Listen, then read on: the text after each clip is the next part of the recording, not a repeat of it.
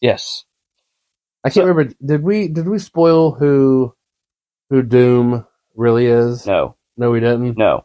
We spoiled that Leaf is the rightful heir. Yeah. But we haven't spoiled Doom.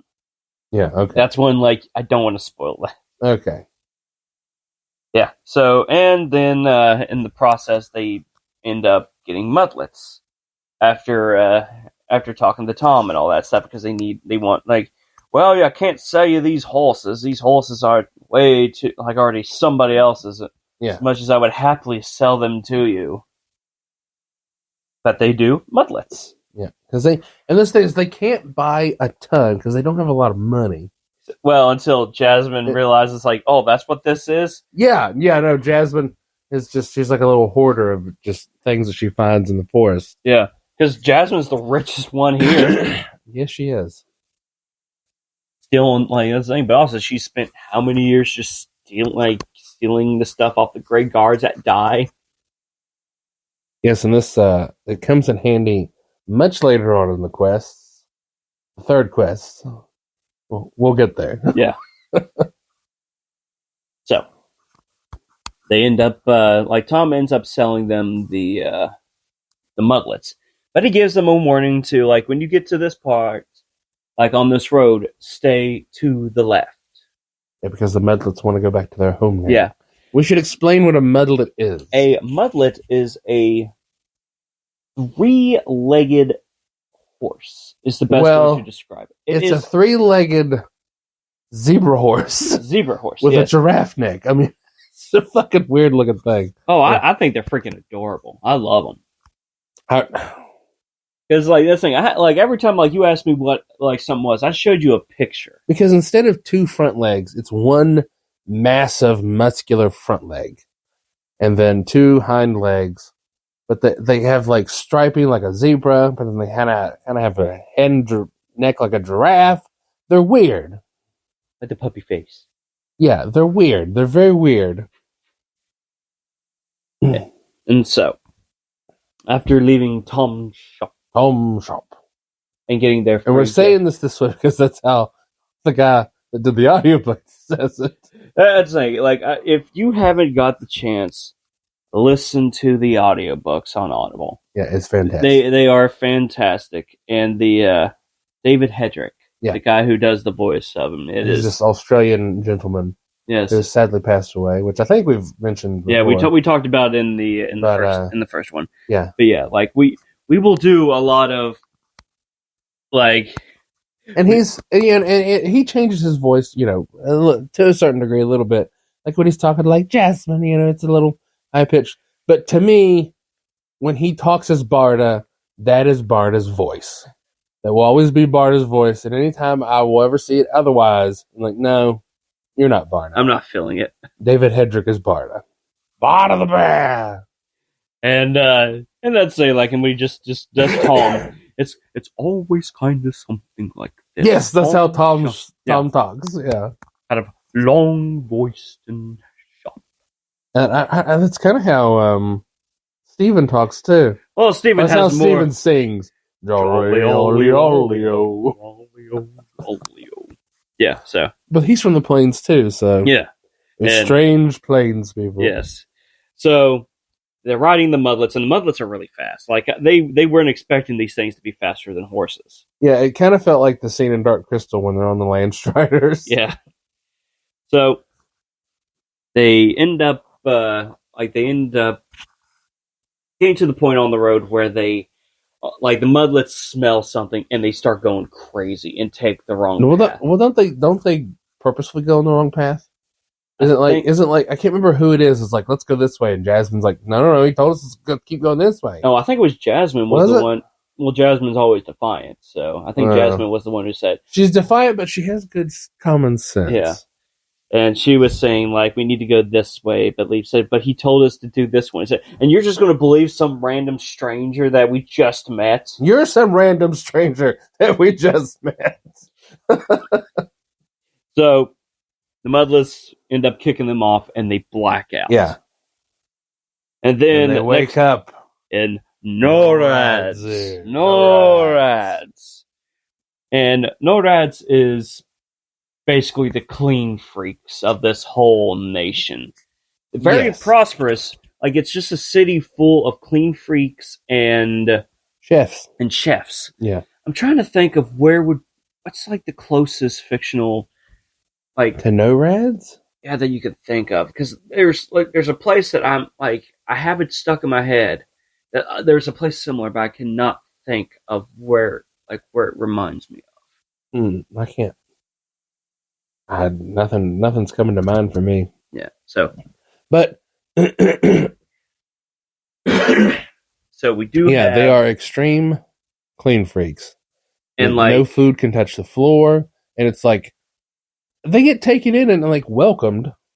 Well, to a degree, because like they're filthy and stuff. Yeah. So you got the city of Norads. Yeah, but the Norads people, they go and they find them and they're like, well, let's bring them into the city. Yeah. And I guess we'll feed them. Yeah. Well, that's because of the Rakachas. The Rakachas. Was it 12 of them? I think there's 12 of them, and they are the rulers of Norads. And what they have whips, don't they? They have whips, but also they are like in red bandage, like clothing. Yeah. But like they are kind of like the top people. They are the one, like they are. And there's one in particular that does not like them. He's like the head Rakacha. Yeah. And there's each one, like their main job, they are like the priest, because like Norads is a cult. Yes. And this cult formed from the people of the city of the rats. Yes. Because it was a city called Hira that got infested with rats. So they kind of like the 12 rat catchers. Yeah, rat catchers. Yeah. Then you got, and like every time they talk to you, they're like, their main greeting is "No rats here, no rats here." Yeah, and that's the city is called Norads, no rats. And that's why they're super clean freaks, because they do not want to see anything that may possibly attract rats at all. They're like culturally scarred of how bad, generationally scarred, how bad Hira was infested with rats. And later on, much later on, you find out why that is, why Hira was infested with rats. But so like after everything's happened, they end up meeting Tira. Yes, Tira, who was this one of the maid girls, who ends up dropping a thing of food when they're in this welcoming party. It's like it's time to eat, and the food is delicious. There's a point Bart is just like, is that what I think it is? Yeah, it's chocolate. I haven't had chocolate. I haven't had chocolate since I was a young god. Since I was a little boy. Since I was a little boy in the palace. Mama Mim always used to bring me chocolate. But this is where all the food that goes to the Palace of Dell came from. Yes, and that's where we find out. Because you then learn that they are like cooking like 24/7. Yeah, and it's an immense amount of food. And the rat catchers are, of course, you kind of realize they're working for the Shadow Lord, not like the rat catchers know they're working. The rat catchers know they're working for the Shadow Lord. People of Norads have no idea. Yeah, have no idea what's going on. They're just doing what they've been taught. Yeah, they're in the cult. They're full blind sheep. Yeah, Jonestown, Kool-Aid drinking. So after, so she drops the food and they start freaking out. Like, I mean, like they're having anxiety attacks. Like it's to the point, like I would say somebody is having a seizure just from the shock of it. It's because like everybody stops. It's like this cafeteria full of people, and then she drops one thing. I think what Leaf accidentally. No, she dropped it by accident. Does she? And then the Leaf is like, no, it was me. I did it. Yeah, I'm sorry. That's right. Yeah, she drops it by accident, and like everybody, hundreds of people just stop what they're doing. Like, did she just drop food? I've also forgot to mention about how clean they are. Just the hand washing techniques.